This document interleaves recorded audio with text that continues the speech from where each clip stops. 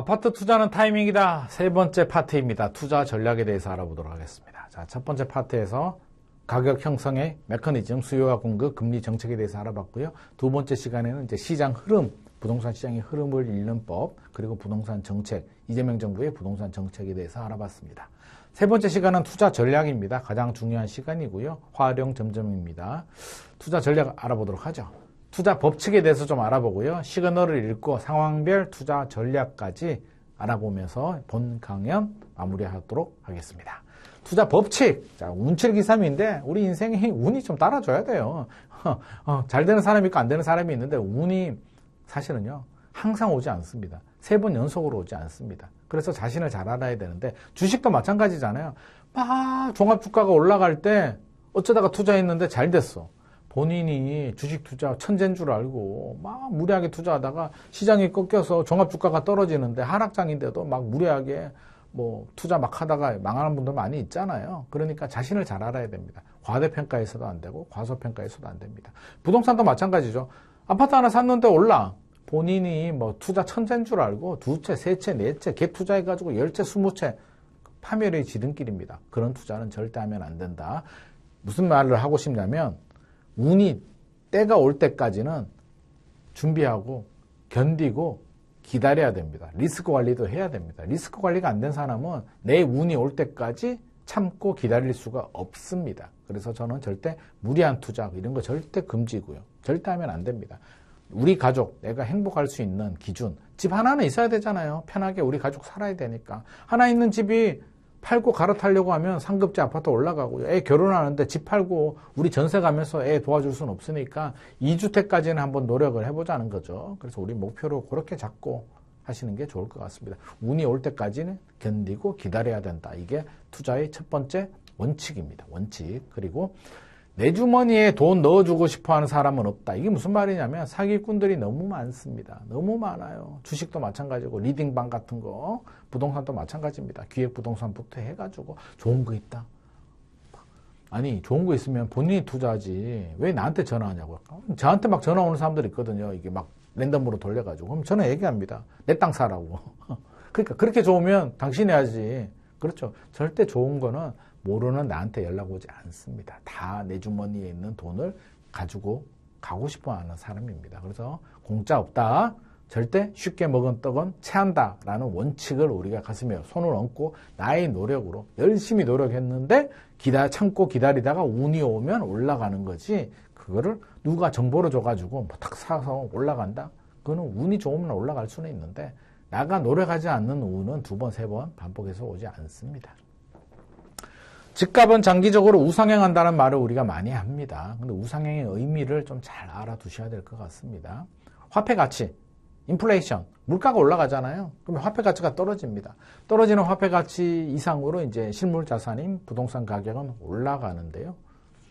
100만 원으로 해볼까요? 2025년에 100만 원 하고요. 10년 전, 2015년 100만 원 하고 어떻습니까? 돈 가치가 다르죠. 100만 원이 느낌이 안 온다고요? 10만 원으로 해봐요. 2015년이면은요, 저는 딸이 두 명 있으니까 4인 가족, 패밀리 레스토랑 생일 때 가면 할인 카드 쓰고 하면은 10만 원 조금 더 나왔거든요. 2015년 정도에. 최근에 가니까 카드 할인해도 20몇만 원 나오더라고요. 나는 배고픈데. 그게 화폐 가치가 떨어졌기 때문입니다. 역설적으로 실물 자산 가치는 오릅니다. 그러면 제가 3% 인플레이션으로 10년이 지나면 10억 원이 7억 4천만 원으로 떨어집니다. 그러면 그 얘기는 실물 자산은 10억에서 14억, 10억 올라간 건 인플레이션 방어를 한 거지 집값이 실질적으로 많이 올라간 건 아닙니다.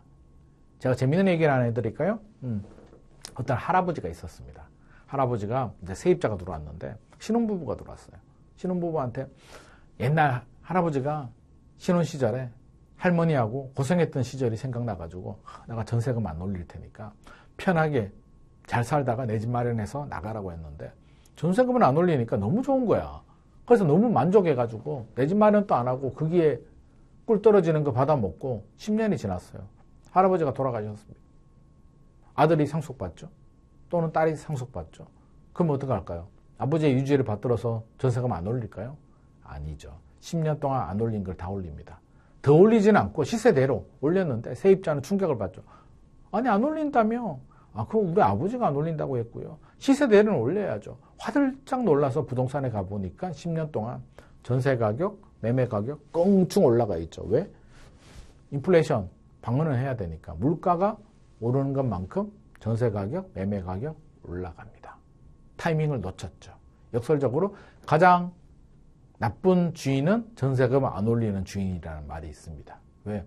전세금 막 올리면 짜증나가지고 내가 더러워서 집 산다라고 해서 집 샀는데 집값이 나중에 그래서 내 집 마련했는데 집값 올라가는 분들이 상당수 많습니다.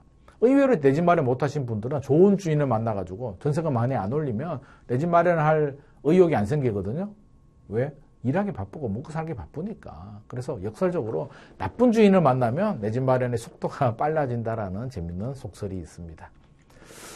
자, 집값 상승 한번 보죠. 절대 수요가 뒷받침이 된다는 게 전제 수요입니다. 우상향도.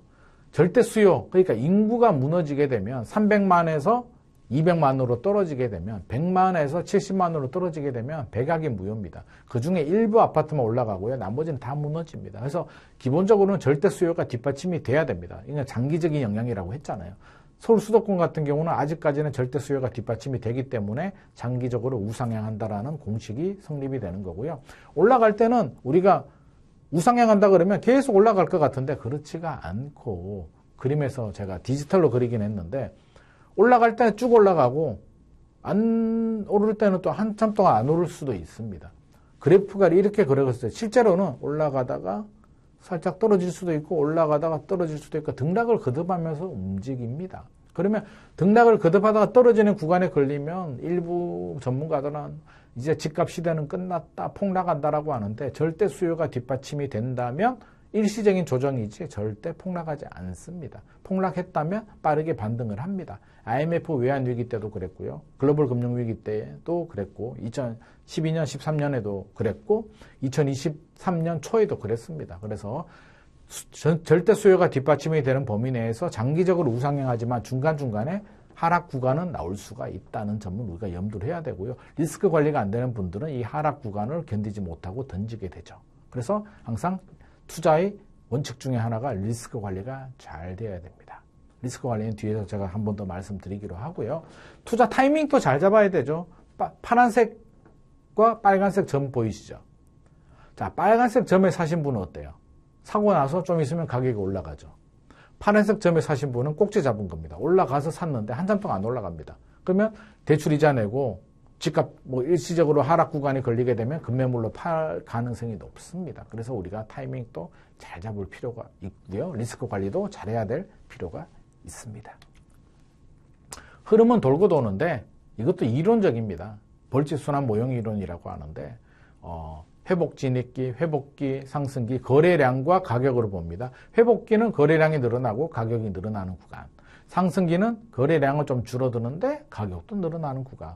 이렇게 돌고 도는데 이론이고요. 실제로는 서울 같은 경우는 회복기와 상승기가 상당히 길고요.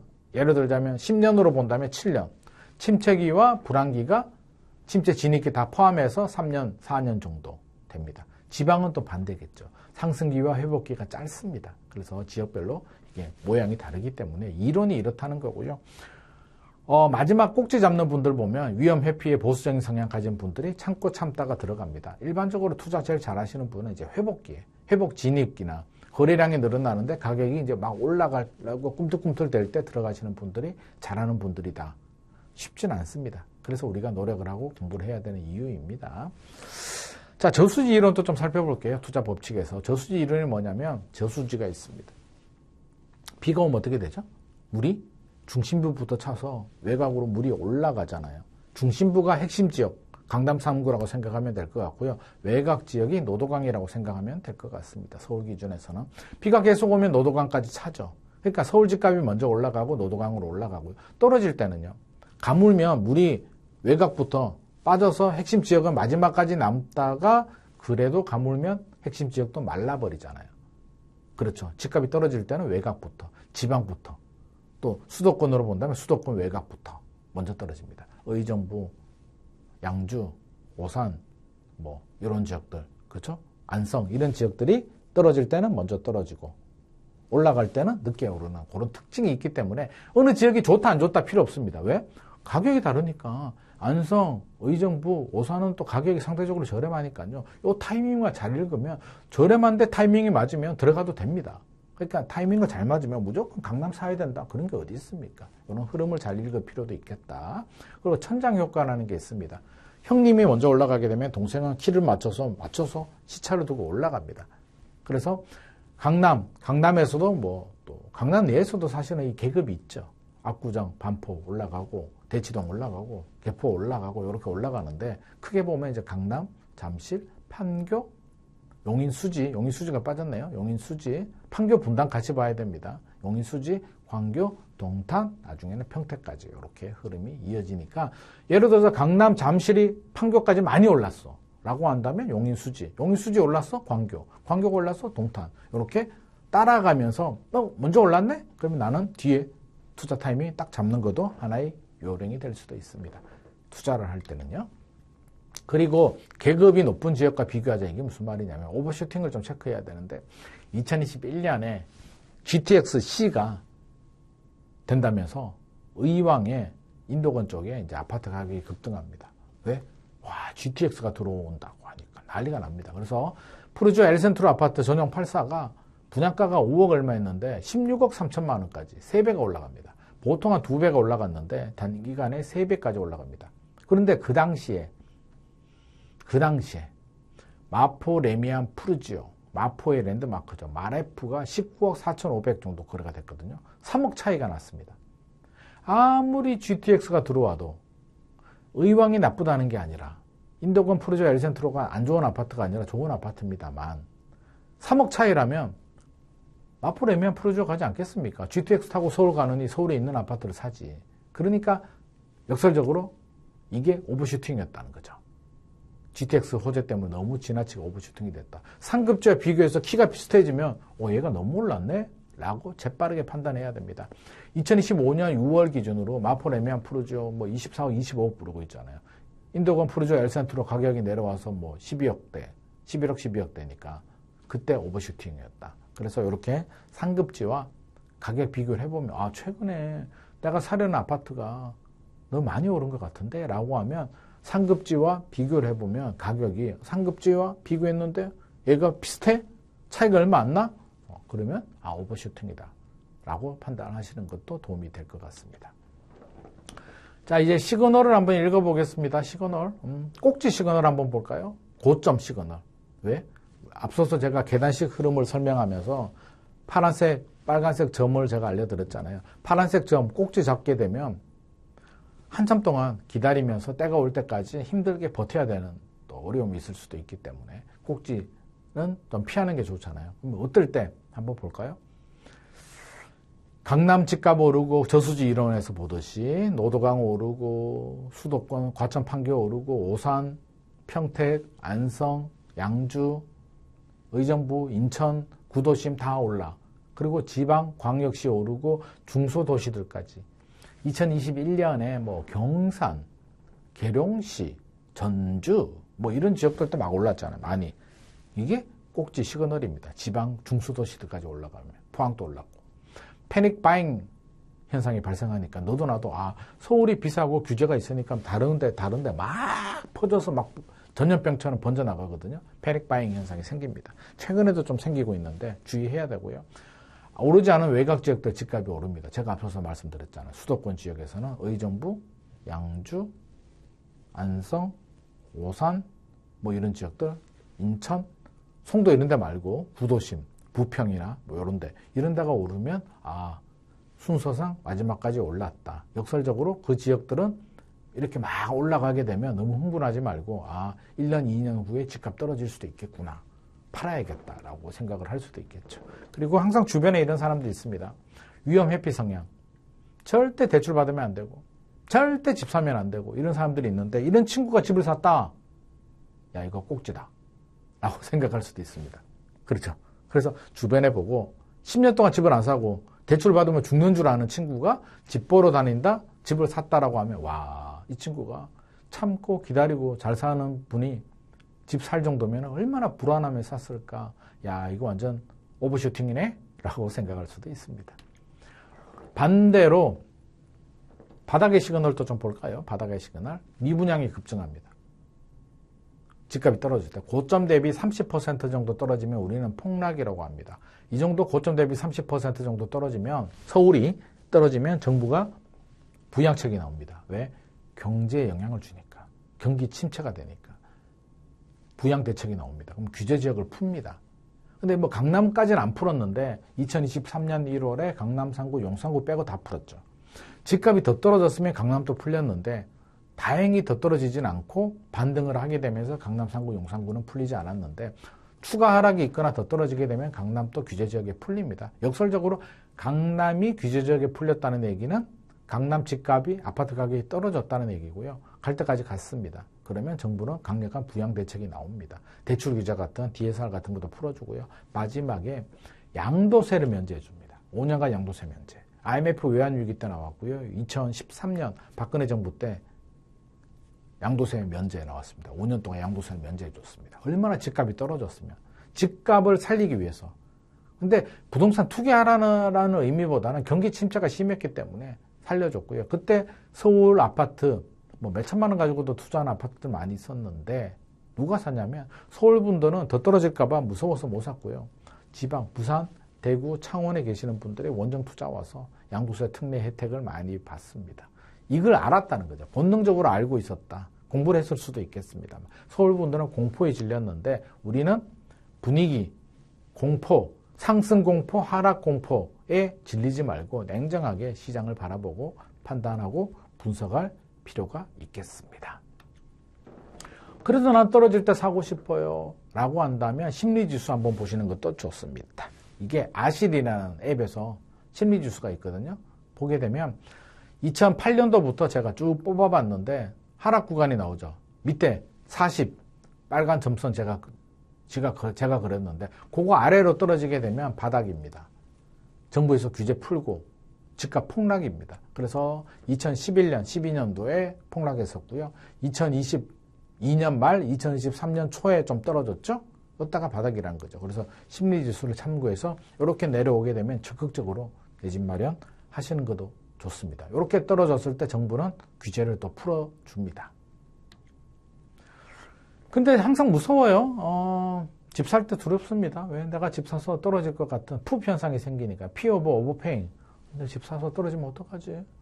무서워. 라고 하는데 극복을 해야 됩니다. 내 집 마련은 필요합니다. 1주택은 보험입니다. 그리고 내가 샀는데 떨어질 수도 있습니다.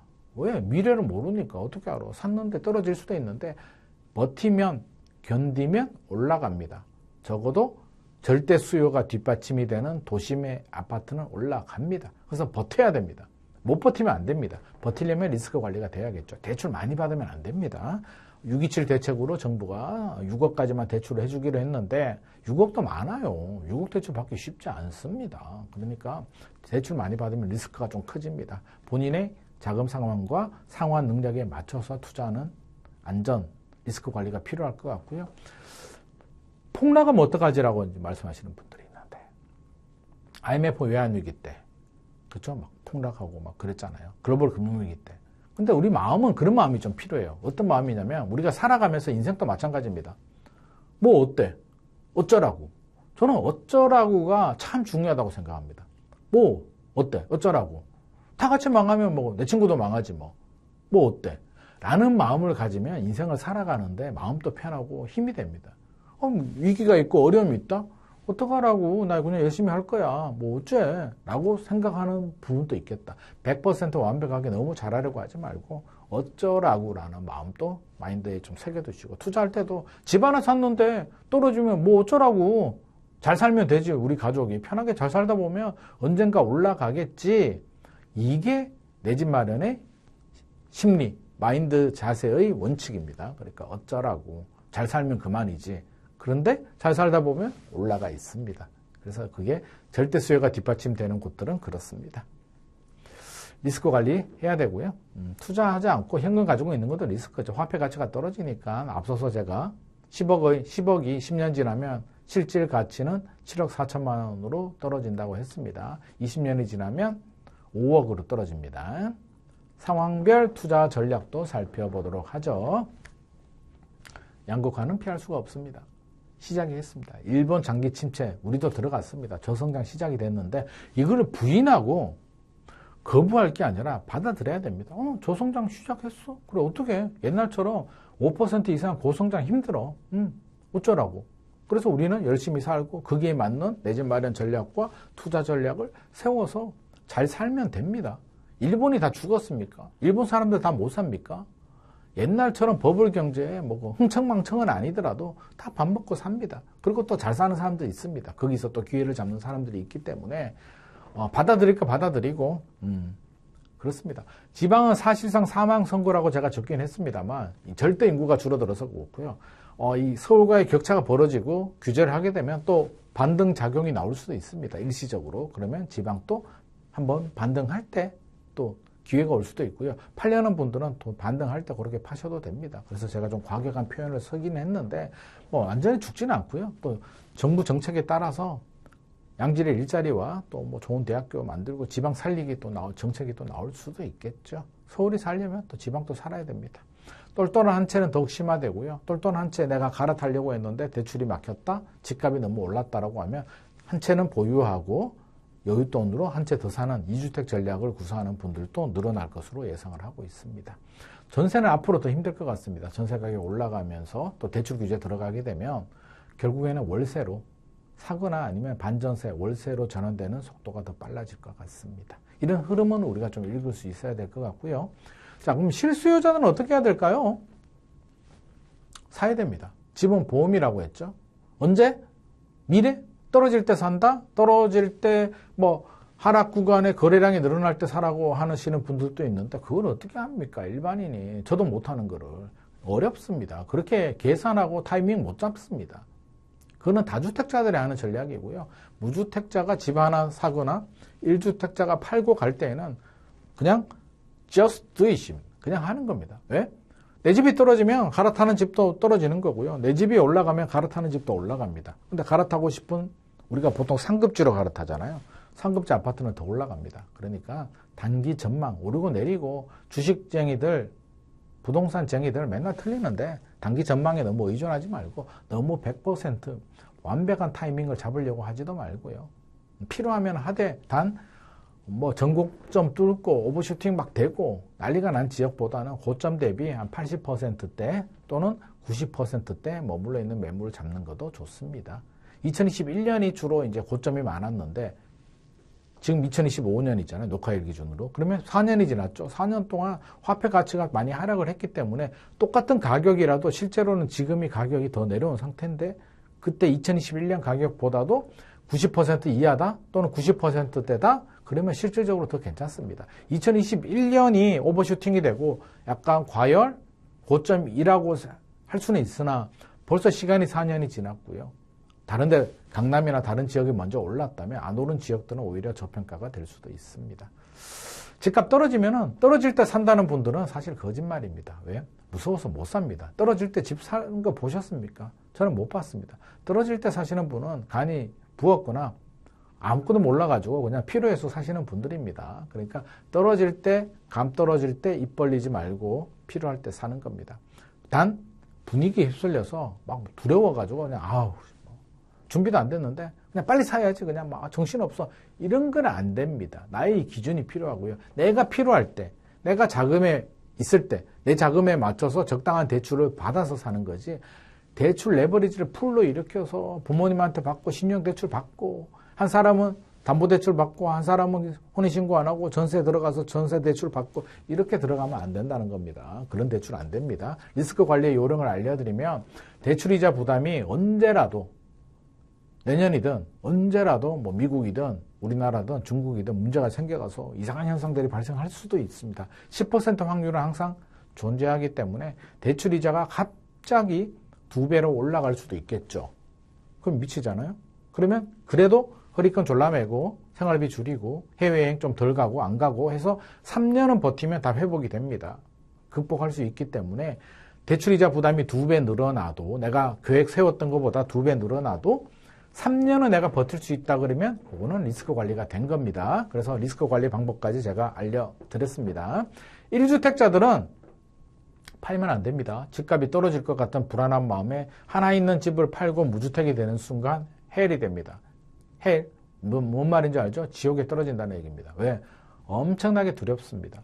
처음부터 무주택인 분들은 괜찮은데 집이 있다가 무주택이 되면 어마어마한 공포와 두려움과 불안감이 휩싸입니다. 그래서 어영부영 하다가 팔고 못 갈아타서 또 매덕 몇천만 원 올라서 멘탈 흔들리고 나가신 분들 많이 있습니다. 그러니까 하나는 무조건 가지고 가셔야 되고요. 1주택을 파는 이유는 상급지로 갈아탈 때 아니면 꼭 필요한 이유가 있을 때 내가 은퇴했는데 생활자금이 부족해. 그러면 면적을 줄여서 갈 수도 있고 또 줄여서 가서 지역을 옮기고 뭐 상가나 수익형 부동산을 살 수도 있는 겁니다. 그래서 이 원칙은 반드시 지켜야 되겠다. 그리고 뭐 집값 흐름에 따라서 막 집값이 올라갈 때 같으면 먼저 계약하고 내 집을 나중에 파는 전략도 필요하고요. 필요에 따라서 못 갈아탈 것 같고 여유자금이 있다면 또 비규제 지역, 규제 지역은 좀 힘드니까 비규제 지역에 전세 끼고 2주택까지는 욕심을 좀 내보셔도 저는 괜찮겠다. 2주택까지를 두 개로 보기는 좀 어려울 것 같습니다. 그래서 3주택 이상은 뭐 각자 알아서 하시고 2주택까지는 왜 하나 있는 거 있다가 올라와서 팔고 자녀를 도와줄 수도 있고 내 노후 자금을 쓸 수도 있기 때문입니다. 그래서 이런 전략들 고민할 필요가 있고요. 다주택자들, 3주택 이상 되시는 분들은 올라갈 것 같다라고 해서 4주택, 5주택 가는 거는 저는 개인적으로 반대하고요. 3주택, 다주택자들은 알아서 하시되 만약에 앞서서 우리가 바닥의 시그널을 보셨잖아요. 고점 대비 30% 하락, 70% 수준까지 떨어진다. 양도세 5년간 면제나 대출 규제를 풀어주는 뭐 강남 규제 지역이 풀렸다. 이거는 들어가십시오. 이거는 정부가 집 사라고 하니까 집값이 떨어져서 부양을 하려고 하는데 그거는 투기 아니잖아요. 정부가 사라고 하니까 정부 말 잘 들어야죠. 그래서 다주택자들은 지금 뭐 굳이 무리하게 집값도 비싼데 많이 올랐는데 더 오르면 어떡하죠? 내가 가지고 있는 집도 올라가니까 욕심 너무 내지 마십시오. 그러다가 진짜 확실한 기회 있을 때야 또 하나 더 사도 되겠습니다만 굳이 많이 가지고 있는데 욕심이 나서 또 더 투자하는 거는 또 리스크를 늘리는 상황 아닐까. 그래서 바닥의 시그널이 나올 때 공격적인 투자를 한번 더 해보시는 거는 개인적인 자유고 그렇게 하셔도 됩니다만 다른 사람들도 먹고 살아야죠. 그래서 내가 한 3채 이상 있는데 더 가지려고 뭐 탐욕을 부릴 필요는 저는 없을 것 같습니다. 매각해야 되는 부동산도 한번 알아볼까요? 인구 감소 시대에 맞춰서 노인 인구 비율이 늘어나고 청년이 줄어드는 지역들은 주의가 필요합니다. 지방의 땅이나 특히 임야. 요즘 누가 묘자리 씁니까? 묘와 제사 이런 건 입 밖에 내는 말이 아닙니다. 이거 내는 순간 자녀분들이 안 찾아옵니다. 며느리 안 옵니다. 그러니까 임야 수요가 줄어들었습니다. 그래서 산 가지고 있다면 빨리빨리 파는 게 팔 수 있다면 팔아서 맛있는 거 사 드시고 쓰시는 게 좋습니다. 그 산 자녀한테 상속이나 증여를 해줘도 자녀분들 좋아하지 않습니다. 그래서 인구 감소 시대에 엄청난 대규모 개발을 하기도 힘들기 때문에 옛날처럼 이제 땅값이 그렇게 올라가기는 어렵고요. 틈새 상품들, 지식산업센터나 생숙 같은 거, 상가는 이제 뭐 예외적으로 또 좋은 상가들도 있기 때문에 입지에 따라서 좀 구분을 좀 할 필요가 있을 것 같고요. 생숙도 마찬가지고요. 전체적으로 좀 많이 어려워졌다는 거지 100%가 다 안 된다는 건 아니기 때문에 또 선별 전략, 옥석 가리기는 좀 필요하겠죠. 그래서 수도권에서도 공실이나 투자 가치가 낮은 물건들은 또 주의가 또 필요하고요. 그래서 이런 지역, 절대 인구가 감소하는 지역들, 노인이 많고 청년이 줄어드는 지역들은 전체적으로 파이가 줄어들기 때문에 주의가 좀 필요하고 수요 측면에서 본다면 이제 임야나 대규모 개발 사업이 어려운 지방 땅들도 옛날처럼 올라가기 좀 힘들겠다. 그리고 틈새 상품들 뭐 이런 거 주의가 좀 필요할 수도 있습니다.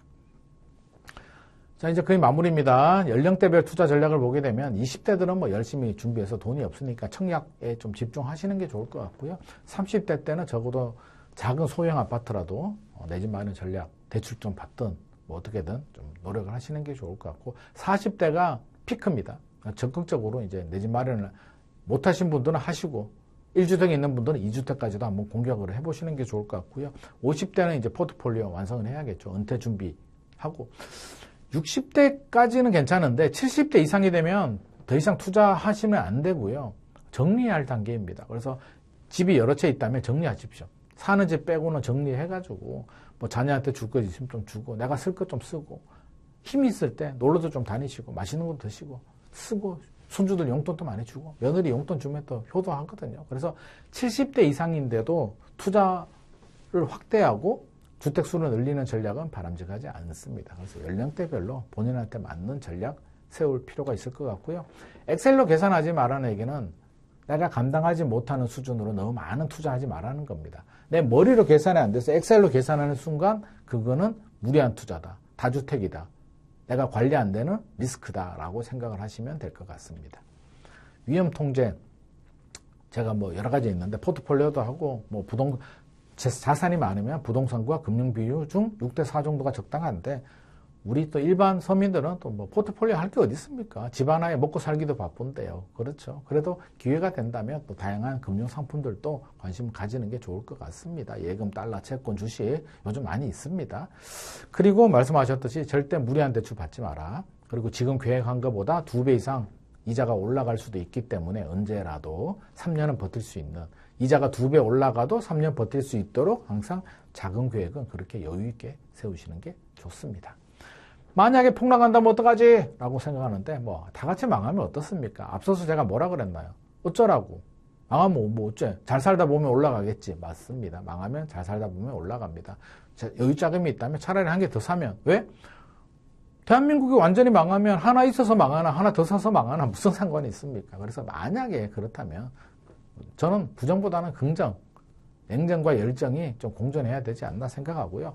만약에 폭락할 때는 10년 내에 최저 가격으로 떨어진다면 공격적으로 하나 더 구입을 하셔도 괜찮지 않나 싶습니다. 대한민국이 그렇게 쉽게 망하지 않습니다.